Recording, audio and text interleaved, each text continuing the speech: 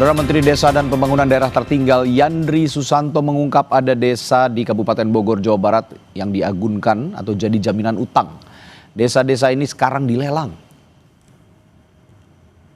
Kasus ini diungkap Mendes PDT Yandri Susanto saat rapat kerja dengan Komisi 5 DPR.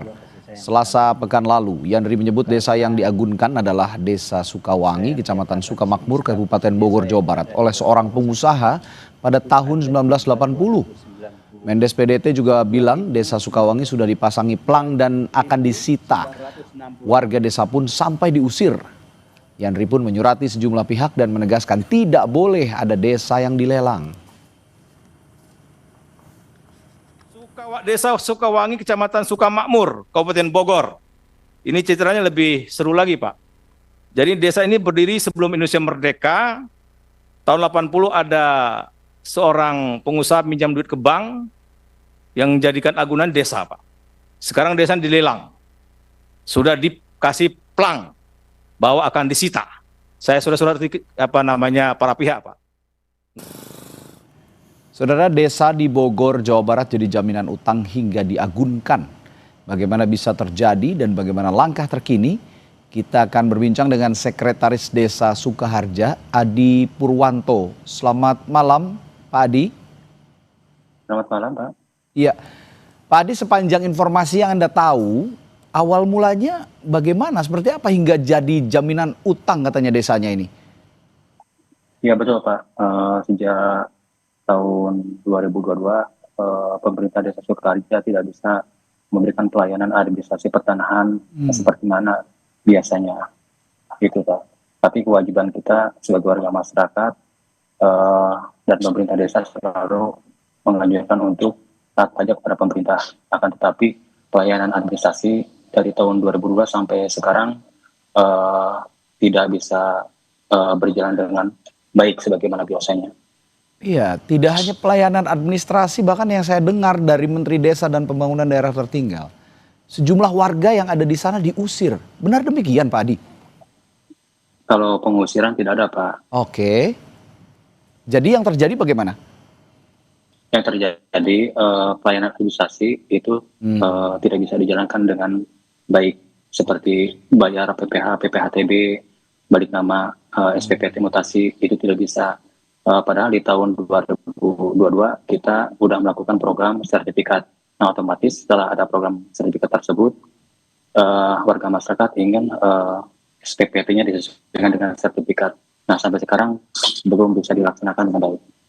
Oke, artinya surat-surat pengurusan surat-surat administrasi sampai saat ini warga-warga di sana itu banyak yang belum diperbarui begitu ya? Masih yang lama begitu?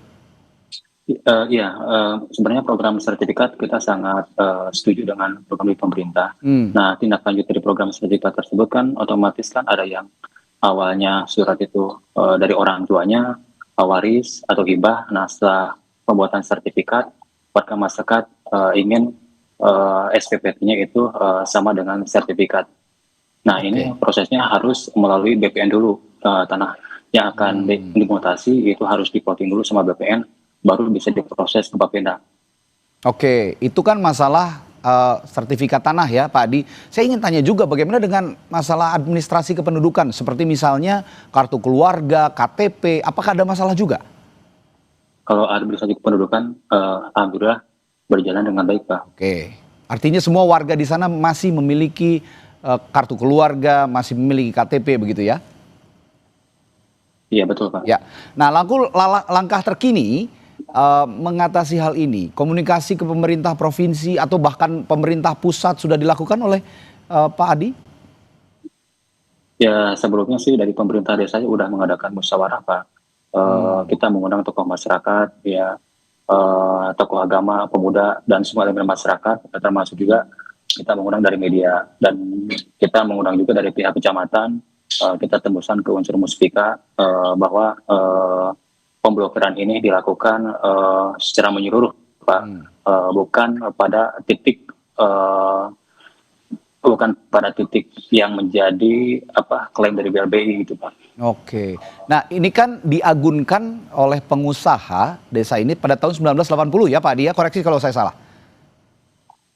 Iya, Ya, nah sampai saat betul Pak ini, ya sampai saat ini kan tadi Pak Adi mengatakan bahwa yang terkendala adalah pengurusan surat keadministrasian terutama seperti sertifikat tanah begitu yang tidak bisa diperbaharui. Nah, ini kan juga agak bahaya ketika masing-masing warga di sana tidak memiliki sertifikat tanah yang diperbaharui. Bisa saja nanti pihak-pihak yang tidak bertanggung jawab mengklaim. Apa langkah untuk sementara ini yang dilakukan supaya warga yang di sana juga punya legitimasi untuk tinggal di sana begitu Pak?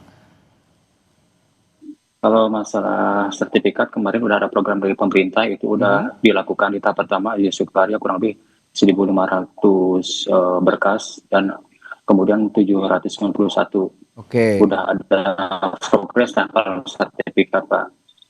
Oke, dan itu sudah legal ya Pak ya? Ya udah legal Pak, udah legal. Oke, artinya Udah legal. ini mengikis anggapan bahwa warga yang tinggal di sana dalam tanda kutip tidak bisa juga dianggap tidak sah untuk tinggal di sana dan mereka hingga saat ini hingga detik ini masih warga setempat begitu ya Pak ya dengan apa namanya surat-surat sertifikat tanah yang dimiliki. Ya tapi kalau misalkan pemblokirannya sesuai dengan apa dari BLBI kan mengklaimnya itu kurang lebih 400 hektar Pak. Ya. 400 hektar. Sementara kalau yang kita ngacu ke desa yang desa yang ada di Sukaharja, karena kan udah ada pemutakhiran gitu ya Pak tahun 87, itu setelah saya pelajari ya kurang lebih 80 hektar. Oke. Yang ada desa Cingcat atau Darmawan.